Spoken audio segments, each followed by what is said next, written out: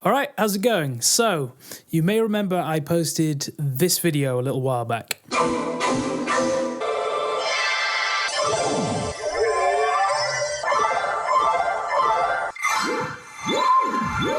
That is what we're learning to do today. I'll be taking you through how I build the signal chain to make this work, and also how to create your own textures to play around with. So to dispel a couple of the kind of predictions of what this technique is, it's not vocoding, it's not, what were the other ones? Resonator. I'm not automating serum using my voice. There's no like formant stuff going on. It is, in fact, a combination of things that I will show you in this tutorial. So let's get started. So this is the first sound that I showed in the video, and we can see here what my signal chain is. So it starts off with a simple noise gate, and this is basically just to make sure that the kind of background noise, you know, my laptop makes a bit of a fan noise sometimes, is cut out. And then we got, in this case, a compressor, which just makes everything a little bit more, you know, compressed and lovely and very nice and tasty and good stuff. So we've got here a pitch corrector, which is it's doing that kind of T-Pain thing. I've got it on really fast, so if I start doing some horrible singing, then it's going to start like hitting these notes. Here's the magic.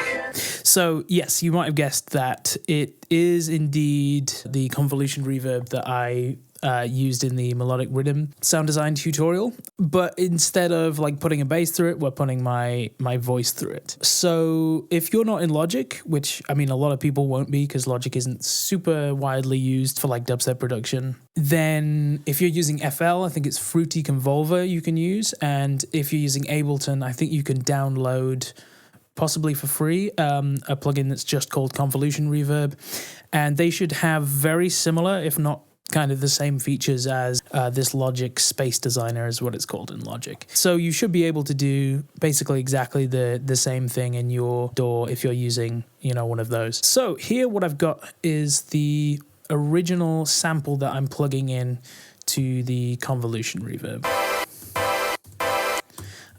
which is, I think, from my Twinkles and Color Volume 1 sample pack, with a little bit of effects added and just kind of brightening up and that sort of thing. And it's just kind of a nice A minor sort of ethereal sound. And the effect it has when you plug it into the Space Designer is this kind of thing. So as I'm speaking, it kind of sounds a little bit not so great, but what this is good for is if you whisper and you take on more of a kind of breathy, almost white noise-ish effect to your voice, it works really well. So if I start whispering like this, it sounds all magical and shit, right? That is because the more your input sounds like white noise, the closer it's actually going to sound to the original impulse that you are plugging into the Space Designer. Because the convolution reverb is typically used to replicate a space. So in this room, if I like click my fingers, took a recording of that and recorded how this room reverberates after that sound, plugged that into the convolution reverb, then it would take on the sound of this room. So that's kind of, I noticed when I was playing like Doom 2016 and the Samuel Hayden like robot dude sounds like he's like in a robot like helmet. It's very like a very robotic voice. I'm pretty sure what they will have done is use something like convolution reverb to make it sound like it's echoing within this very resonant helmet. But what we can do is we can abuse that and put in whatever impulse we feel like in a way that really merges and meshes together the two sounds. So the reason why we have the pitch correction on here is because it matches the notes that are being hit by this chord. So if I was to sing something, then it would actually line up those notes with what is already in the impulse chord, and it would just continue to resonate and feel very, very tonal. Let's try that with the noise gate and probably on the compressor. and a bit of reverb and OTT.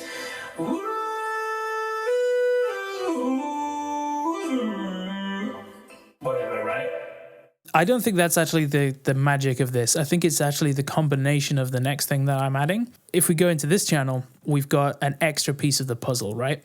So we got our noise gate like before, and we've got a frequency shifter. What the frequency shifter is doing, and this is just a kilohertz frequency shifter. I think it's only like 15 quid or something. The frequency shifter is pushing the root frequencies of my voice down. And in turn, it's actually kind of pushing the root note of my voice down too far for it to be affected by the impulse. What you plug into the convolution reverb and the frequency content of that impulse strongly indicates what kind of sounds are going to come through, really. So like if I had an impulse that was literally just like a sub, the only thing that would be affected by that impulse through the convolution reverb would be any sounds that are that low frequency, right? So if we are listening to this and we look at this on the EQ, most of our kind of frequency ranges, you know, this sort of stuff, mostly like mid stuff. There's a little bit of fizz in the high end, but there's not a ton going on in the low end. So by pushing the main tone of my voice downwards with the frequency shifter, we're pushing it sort of down here where it's not going to be as affected as much.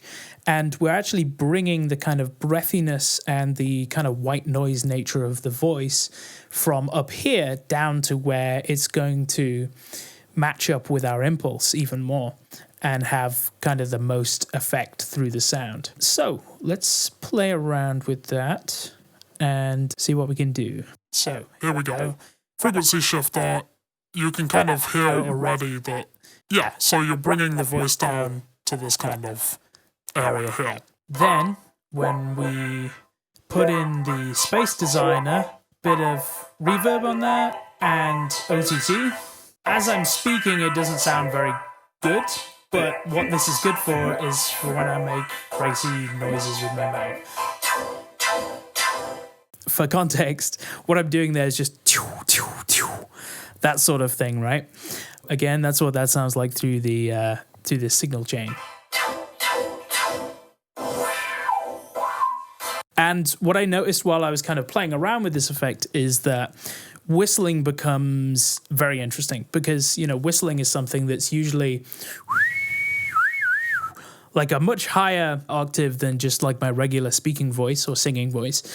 And so the frequency shifter bumps that down into the range that we're dealing with, and you end up with some really cool effects, especially when you combine it with the pitch correction as well. But in this case, let's hear what that sounds like.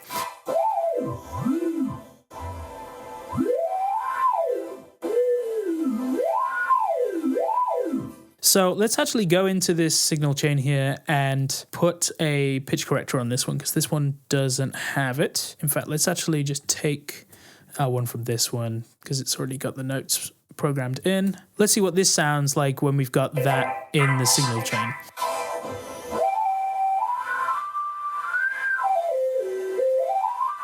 I realized I need to have this after the frequency shifter because what we've got is, you know, it's pitch correcting it, but then it's frequency shifting it down, so it's kind of like out of key again. So let's swap those around there.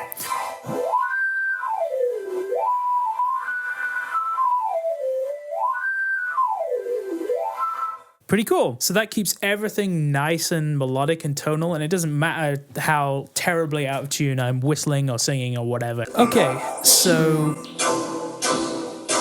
here's another version, and this is very simply the same impulse, but at half speed. So within the space designer here, the parameters are pretty simple. So we got like dry and wet, obviously like how much of the dry signals come through, how much of just the convolution reverb. On this, we're going like full wet. This is kind of controlling like how much of the sample we are involving in the convolution reverb. So if I was to stretch this right out, it would use kind of the extent of the original sample. So let's hear what that sounds like. has a kind of a lot more extended sound. But if I bring that really, really tight, for example, we would get something almost closer to the original vocal sound. Not so great, but the kind of sweet spot is just having a little bit of that tonality ringing out after the sound. And on there, we've just got like my usual reverb I would use, like a room verb and an OTT after that to just make that reverb tail a little crisper and more present. And you end up with something really quite magical sounding. Oh yeah, to demonstrate the idea of like something closer to white noise and less tonal ends up sounding like the original Impulse, I'll do some kind of just like beatbox sounds that are more like percussive. So like, or and I'll show you what those sound like through the convolution reverb as well.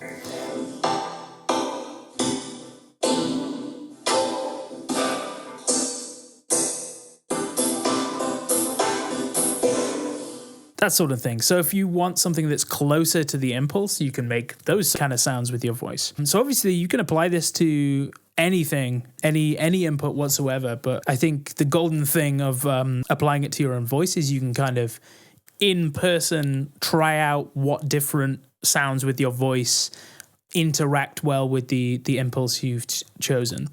So let's move on to another Impulse. This one is very kind of similar. So it's got a similar flavor to the original sound, but it's playing different notes. And that's what that sounds like. But it sounds like, again, oh yeah, I completely forgot to mention, the way I'm pitching it down by an octave is by putting this size to 200%. So it's originally at 100%, and that would sound like this. But by putting it down to 200, then it's, pitching it down an octave. Similarly, you can boost this up to 50% to go an octave higher. Yeah, and you can just kind of like play around with that and see what works, what fits for what you're trying to achieve. So here is another one. It's reso sploing. So this is a very, very short impulse. Yeah, generally the short impulses have a sound closer to what you're putting through it. It's kind of what I was talking about with like, making these cuts shorter on here. And it's just kind of adding a little bit of flavor to the sound, whereas something long and drawn out, every time the convolution reverb receives an input, it's going to try and play the entire sequence. And I can kind of demonstrate that a bit later. So that's our reso sploing thing, and this is what it sounds like through the signal chain. And once again, that seems to be pitched down, but I'll pitch that up so you can hear what that sounds like too.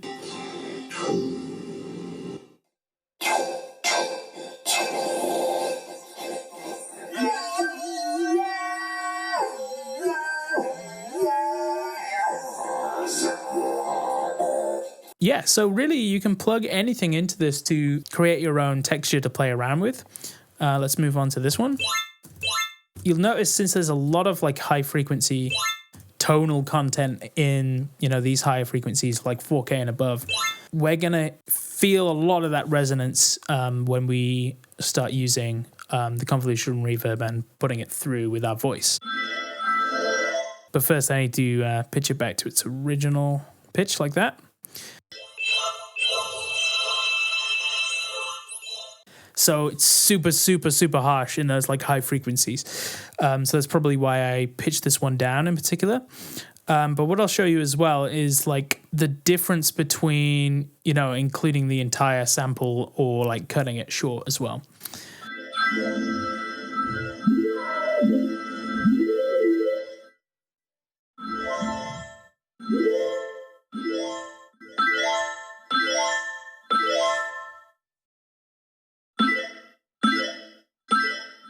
You can kind of hear there, every time it receives something, it's going to play the entire sample. But it's really nice because in a way, it's such a different texture to the way a vocoder would work, because it's kind of constantly playing this sample over and over again and interacting with the original frequencies of, you know, what you're putting through it. Yeah, so we've got another one. This is with a simple like piano chord.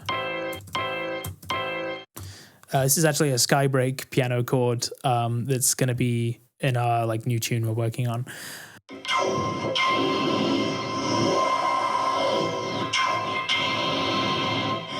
Yeah, there's quite a harsh frequency going on up top, which I'll try and notch out. And the kind of interesting thing is you can shape this as you go. You can make the sound into the microphone that's causing the issue and then fix it as you're making the sound.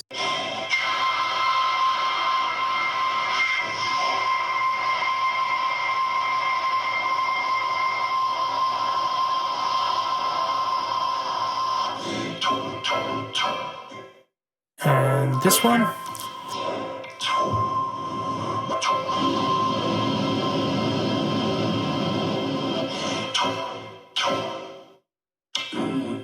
Maybe just one more notch.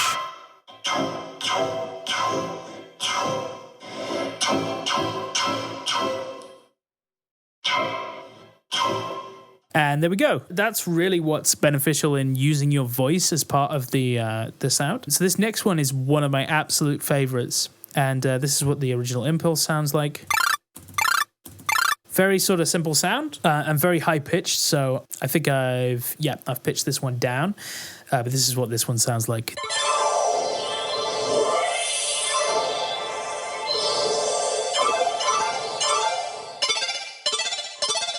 So there, what I'm doing is just like this little hi-hat sound, right? And the closer you get to like just kind of a burst of white noise, the more it sounds like the original sample, but the more kind of long form the sounds you're making. So if I'm just making like shh, it becomes more of a texture. And what you can do with your voice is you can kind of like pitch it up and down and play around with, you know, the kind of vocal shape. And that will also change the way that this sound is processed. So if I go like something like that, right? This is what that sounds like.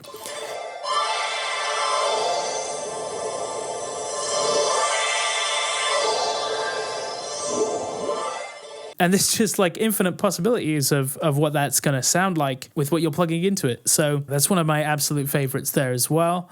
Let's try out this one. So the cool thing with this, I think this is literally just the same, but yeah, pitch down yet another octave. Just these like couple of notes at the very beginning. But you can get a really interesting bubbly sound from this, because when I'm whistling, I'm basically just going like that. We have the frequency shifter pushing that down, and because this is also pitching down by 2 octaves, you get the resonance of my whistling and the different tones that it's hitting. They sometimes come into contact with the same frequencies that are being hit by, you know, the tone that we have plugged into the convolution reverb. And so you get this lovely, bubbly, sort of magical effect. I'll kind of do that again for you.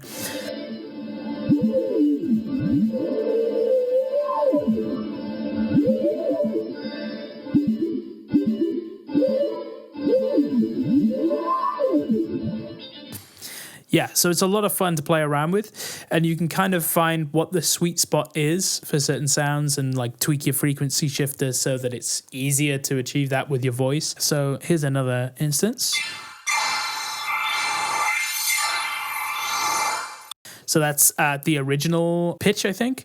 But another interesting thing you can do in Logic, and I'm pretty sure you'll be able to do this in other DAWs as well, is actually take an input for multiple channels at once. So we can have like that low octave along with the original pitch of the sample playing at the same time. Let's try that.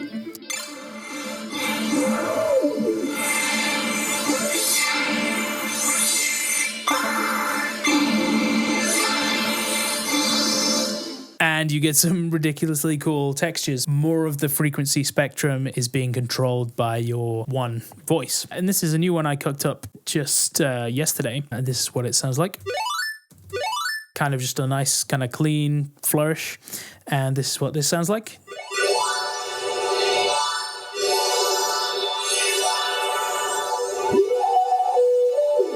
This has got the pitch correction in on like a select few notes, and it's really the same sort of thing. Yeah, and it's always good to check, okay, what does this sound like at the lower pitch as well? So let's try that.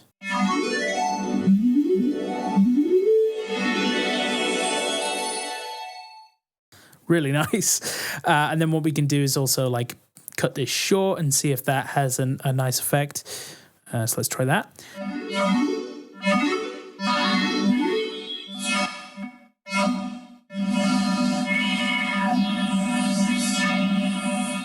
See, when it gets really short like that, it has more of an effect of like, sounds like it's being put through a tube or something, because it has that like kind of standing waves where you have a sound like bouncing between a very small surface very quickly. Whereas, you know, if we go for the full sound, sounds like more of an ambience. And that's really what a lot of these sounds and this technique would be great for. I mean, you could use them like layering over basses and like trying to make bass sounds with your voice and then see what that sounds like coming through. But I think in general, a lot of its application could be ambient sounds that feel more natural, because, you know, if you're creating a pad or an arpeggio, like kind of like this one, and you have that like playing or looping over and over again, it's going to feel very kind of static, and it doesn't have that natural touch that if you're plugging something natural like your voice into the system would have, right? If we absolutely go ham on the reverb on this and have a little play around with this with the long reverb, let's see what kind of like nice textures we can create with that.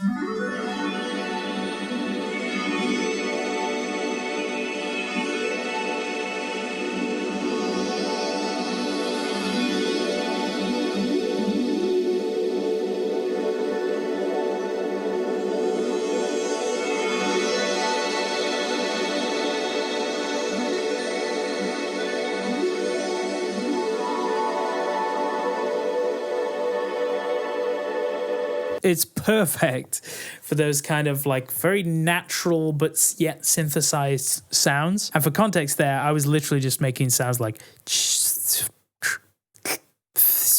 that kind of stuff, just whatever. It's just really nice to be able to play around with your own voice and have that translate to something within the computer. So I think for this tutorial, it'd be really helpful if I made one of these impulses and we tried to make a brand new texture. So let's let's use Serum. We could just do like a super saw sort of thing and see how that sounds. Yeah, so bump the unison up. Bit of detune, that kind of thing. Let's just get a chord on the go. Let's just do like an F minor chord. There we go. Yeah, so while you're making an impulse, I think it's important to consider the kind of frequency range that you are taking up with that impulse. So generally, the more of the frequency spectrum you take up with this impulse sound, the more kind of lush the sound that's going to come out the other end will be. Because if I just go for those three notes, those are the only kind of frequencies that are going to be affected by the convolution reverb. So what I've been liking doing is just absolutely ramming MIDI up the entire piano roll. So let's do some of that. Let's make this reasonably long, and then we can edit the length of it within the actual convolution reverb plugin. So that seems to be covering the high end quite nicely. But let's also take that down a bunch. Oh, hold up. I think we're running out of voices, actually. Okay, fuck it. We're not using Serum. We're using Massive. Right. So this sounds really bad, but let's make it sound better. Let's go down to these low notes because they're having trouble. That'll be why. Let's turn that detuning down because that's just a bit too much.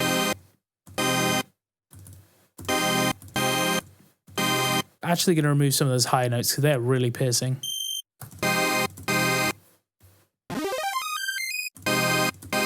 And let's get kind of like a subnote going on here.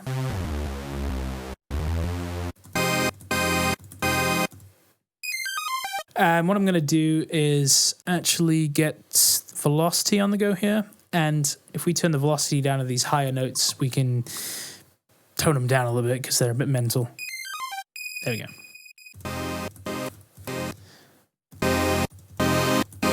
So I think as we go up, we want to kind of tone them down a bit, but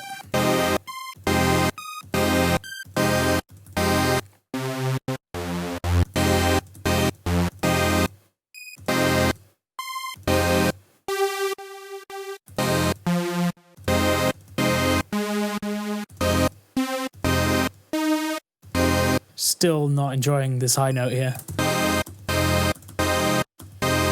Okay, I don't know. It's not a great chord, but let's give this a go, eh? But it's not particularly wide, actually.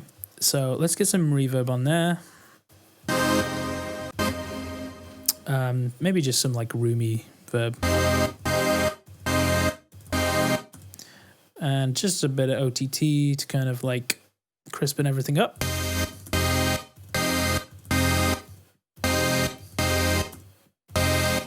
Let's get more of the wet signal.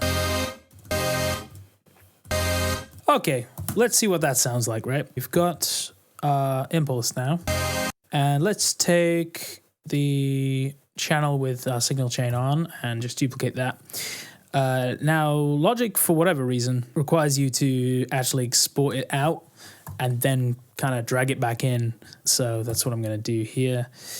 We'll just shove this on our desktop. It's a chord. There we go. Now what we can do is go into our space designer here. We're actually going to take the pitch correction off because that's applying to a different chord. It's a chord. In it goes. And let's see what it sounds like.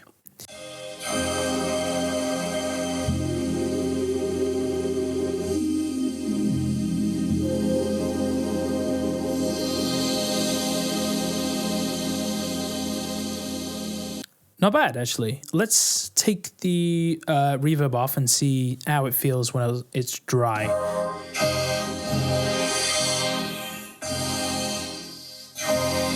So right now it's playing like the entire sample across every time it gets an input. But if we fade that down a little bit, then it's going to kind of follow my voice a little better. So let's see what that sounds like.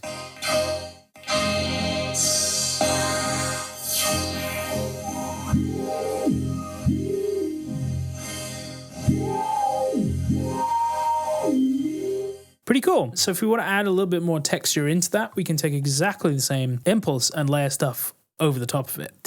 So yeah, let's do a little bit of that. Let's go back into Massive because Massive's our friend today. And let's layer like an arpeggio sound within that's hitting the same notes as the chord. Yeah, let's go for just a simple square wave for now, and we can kind of mess with that once we've got our arpeggio.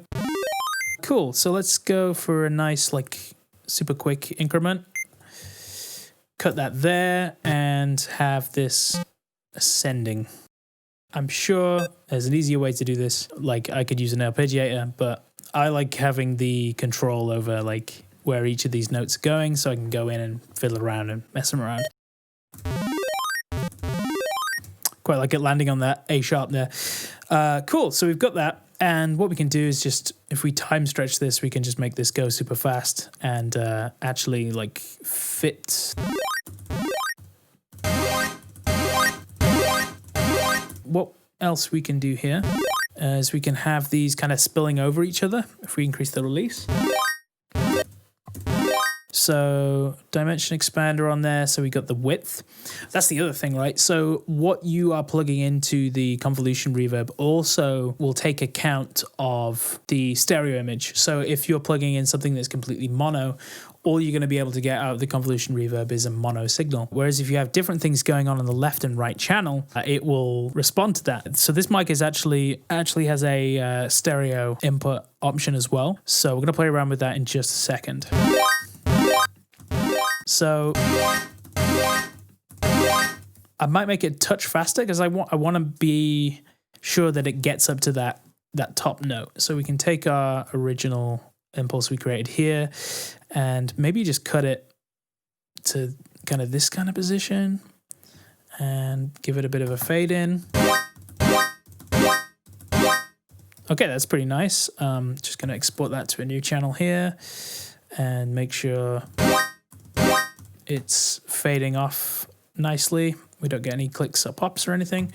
And we can export this to our desktop as well. It's a chord, and now there's an ARP. And then we can take our same signal chain.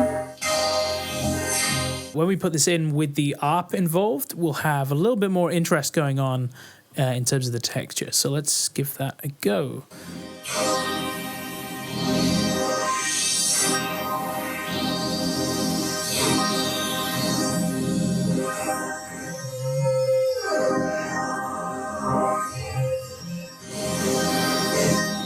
That's really cool, right? So another thing I wanted to try out was having two different textures going on in the stereo field. So the way we could try that out is by using our ARP here and making a similar ARP in a different instrument.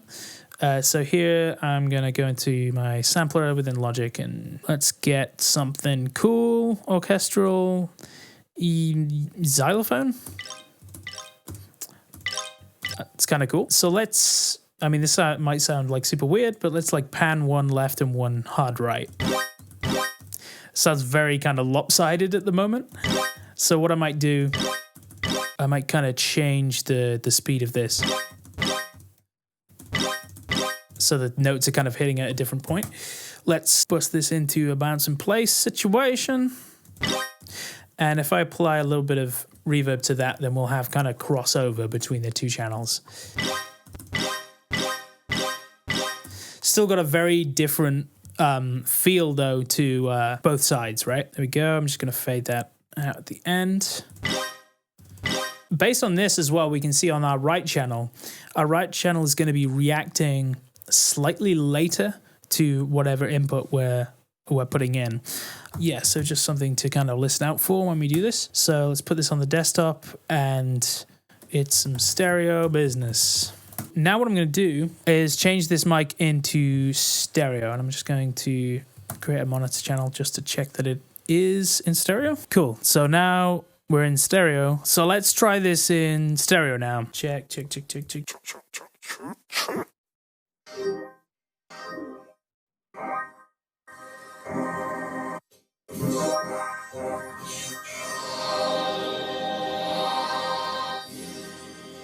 Cool, so that's working. We need to plug in our new thing, so stereo business. And let's give this a go.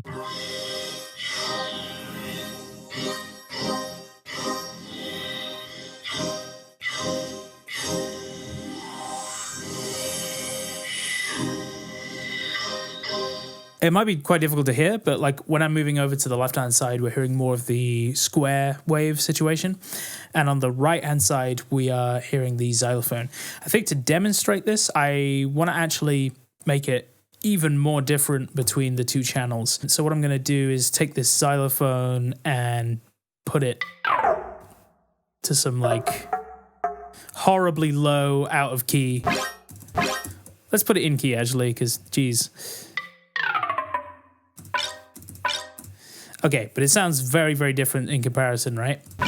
And let's put this up an octave higher.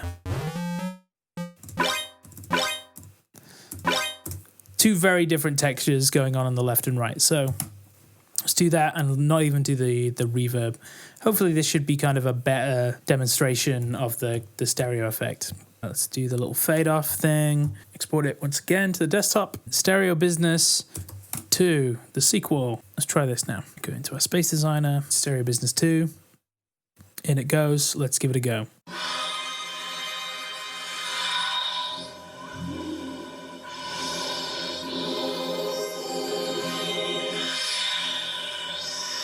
So hopefully you can kind of tell there, the square stuff is happening in the left channel and the kind of woody, low xylophone sound is happening on the right-hand channel. I mean, I've pretty much kind of gone through everything you can do with this. Well, at least everything I know you can do with this kind of thing with your voice. But yeah, now I feel like, you've got the tools there to make your own textures with this and start, putting more effects in there and seeing what else makes a difference. One thing I did want to try, and I'm going to give a go right now actually, is bit crushing before the Space Designer. So let's give that a go, right? Let's find something that's good for that sort of thing. So yeah, we'll use our bloomer sound here. And take the reverb off there, because what bit crushing does is, as it's kind of reducing the resolution of the original sound, it also tends to prioritize certain harmonics, and you can get some kind of like cool flavors out of that. So let's give that a go. Let's actually just take everything off and apply the bit crusher and start messing around with that. Bit crusher. Yeah, Logic's bit crusher is one of my favorite things ever. Let's mess around with this and particularly the downsampling to see what we can do. Check this out. Cool. Very nice.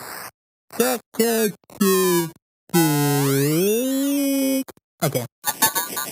And now the frequency shifter. Space Designer.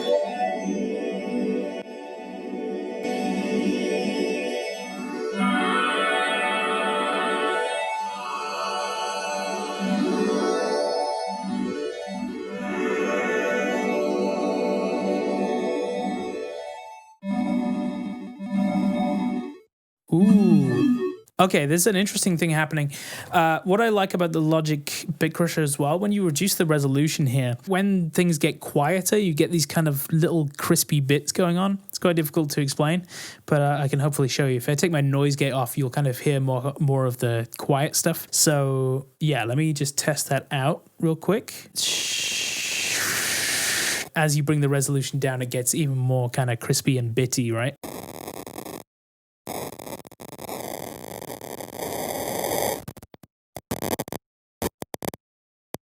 And what's cool about this is every one of those bits that is kind of like, it's hitting on the left and right in different ways as well. They're going to trigger the Space Designer, our convolution reverb, individually. So this should hopefully be super interesting.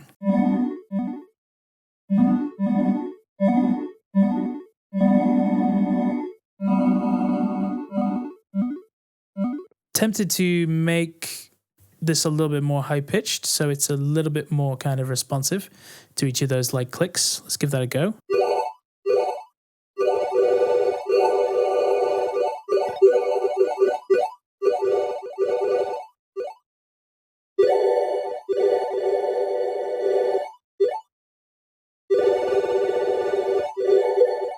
Don't know if that's working exactly how I want it to, but it's it's something I'm gonna play around with a little bit and see what works. Oh, I tell you what might be good. If we reverberate the sound and then put bit crusher on it, the reverberation is gonna have like a nice long tail to it, and then we're gonna get more of that kind of crispiness to the bit crusher, and then that might have a nice effect to the Space Designer. We'll give it a go. Those are those like crispy sounds I'm wanting.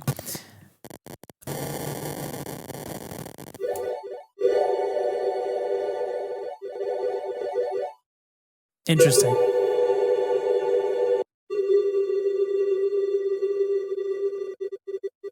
There we go.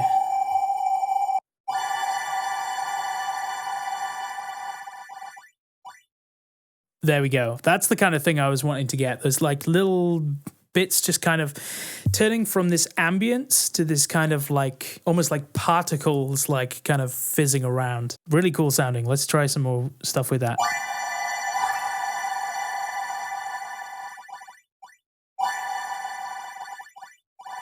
I want to try this with some other textures as well. So let's just make a copy here and I don't know, like plug in one of our sounds here with the ARP maybe. And let's see what this sounds like.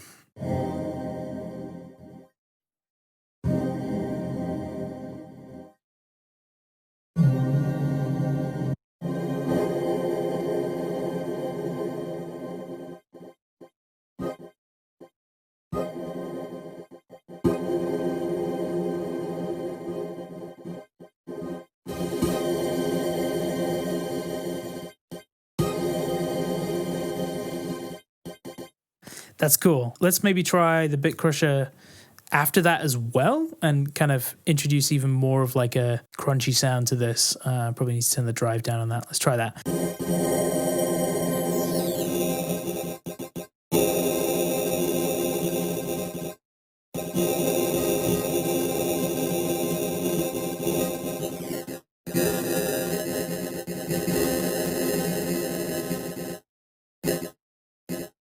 I'm sure there's so many ways you can kind of combine this with other techniques, Yeah, hopefully this becomes like kind of an interesting tool to put in your tool belt and see what kind of things you can come up with. As I said before, like I think ambience is really, really interesting but also, yeah, the control that you can get out of using your voice directly is just perfect for kind of finding those nice like bubbly sweet spots when you're just whistling at a certain like frequency or whatever. I mean, the possibilities feel pretty endless. Hopefully this has been helpful. Hopefully I've kind of like answered all your questions about what this is, but if you do have any more questions, feel free to put them down below. Happy twinkling and making cool things and sounding like an ethereal being, because I've been having a lot of fun with this, and I'm going to be implementing it in a bunch of my tunes pretty soon. Thanks for watching, and I'll see you on the next tutorial. Bye.